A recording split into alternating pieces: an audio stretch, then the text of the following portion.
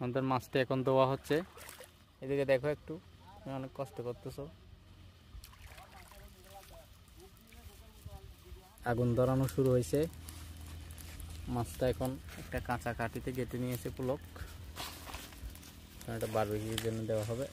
আমরা মাছটাতে শুধু লবণ দিয়ে দিয়েছি, আমাদের কাছে হলুদ টলুদ কিছু ছিল না। খুব সুন্দর হচ্ছে, পরে বারবিকিউ হচ্ছে। আমরা আজকে বিয়ার গ্রিলস হয়ে যাব। বারবিকিউ রেডি, অনেকটু ট্রাই করব।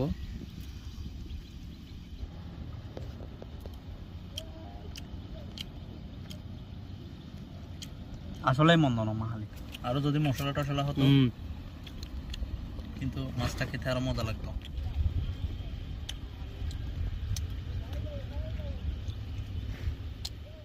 খারাপ না।